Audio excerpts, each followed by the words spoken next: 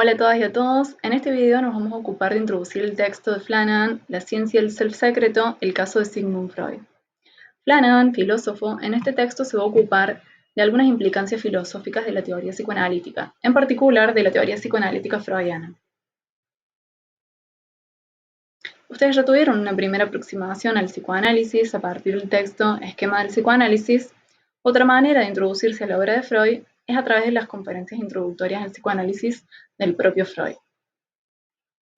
Bien, algunas de las disputas epistemológicas que generó el psicoanálisis, como se imaginarán, tuvieron que ver con que fue una teoría que vino a postular un nuevo tipo de entidad, el inconsciente. En este sentido, el psicoanálisis revolucionó la manera en que se comprendía la conducta de las personas porque vino a postular que había causas o motivos que ya no eran nuestra mente consciente, sino lo que Freud va a denominar el inconsciente. Un punto de debate tuvo que ver posteriormente con el desarrollo del conductismo, con que esta teoría entró en disputa con el conductismo, ya que ambos consideraban maneras completamente diferentes de entender cómo había que estudiar las causas de la conducta humana. Mientras que el conductismo consideraba que había que investigar la relación del organismo con el medio, el psicoanálisis pensaba que había que estudiar la mente, y no ya la mente consciente, sino el inconsciente. Algunas cuestiones epistemológicas en torno al psicoanálisis tienen que ver con el carácter de la evidencia que presenta esta teoría.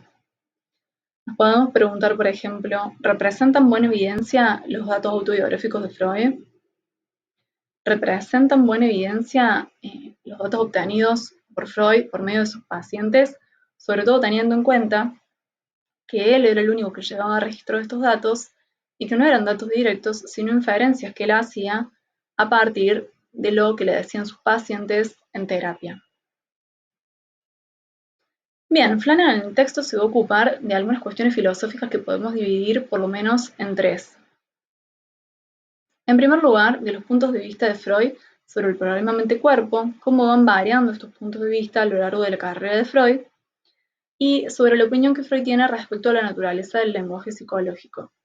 Aquí por lenguaje psicológico nos referimos al lenguaje intencional, mentalista, es decir, a aquel que emplea términos como creencias, deseos, intenciones. En segundo lugar, se va a ocupar de las implicancias de la teoría freudiana para el problema del autoconocimiento y para la introspección como un método para obtener conocimiento psicológico. Y en tercer lugar, va a discutir el problema de verificar o falsear la teoría psicoanalítica.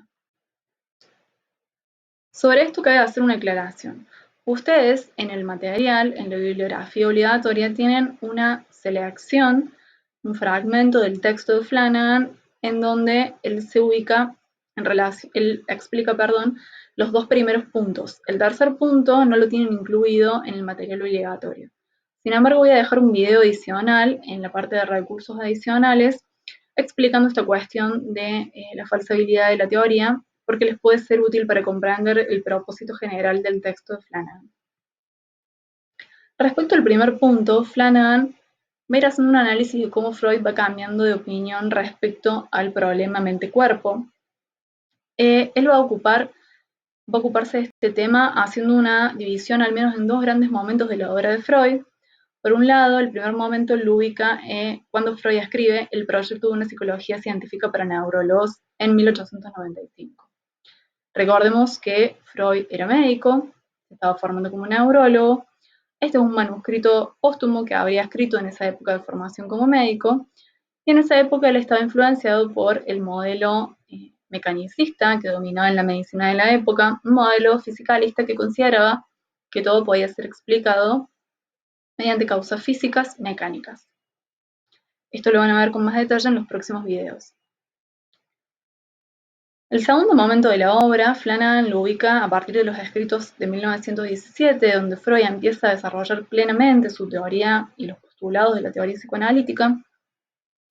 Y también podemos ubicar aquí lo que se denomina el giro teórico del 20.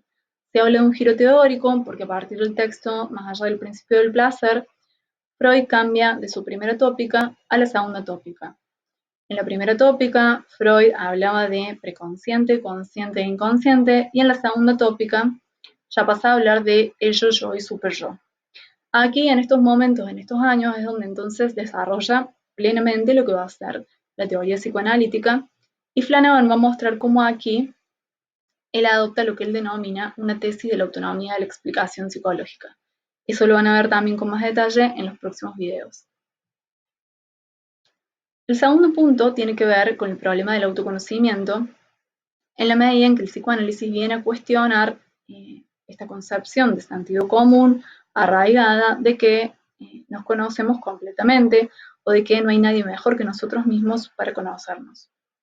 En un texto de 1917, denominado Una dificultad para el psicoanálisis, Freud habla de que el conocimiento científico produjo dos grandes heridas a la humanidad, y él dice que el psicoanálisis va a introducir una tercera herida, que tiene que ver con esta cuestión del autoconocimiento. La primera herida lo ubica en relación a Copérnico. Freud dice, nos creíamos que la Tierra era el centro del universo, y Copérnico venía a mostrar no solo que no es el centro del universo, sino que gira alrededor del Sol, igual que el resto de los planetas, destituyendo así nuestro lugar de centro en el cosmos.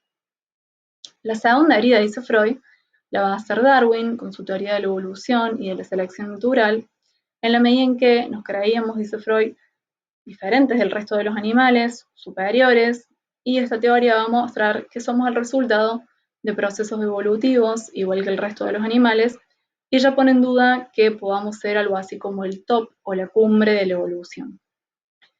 La tercera herida, dice Freud, la va a introducir el psicoanálisis al romper o cuestionar esta idea de que nos conocemos completamente.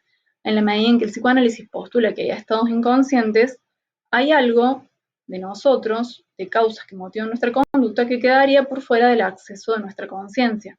Y en este sentido, el psicoanálisis cuestiona la propia idea de autoconocimiento o destituye lo que se suele llamar en filosofía como autoridad de la primera persona, que sería esta idea de que no hay nadie mejor que nosotros mismos, es decir, que tenemos un conocimiento privilegiado respecto a nuestros propios estados mentales o nuestra conducta.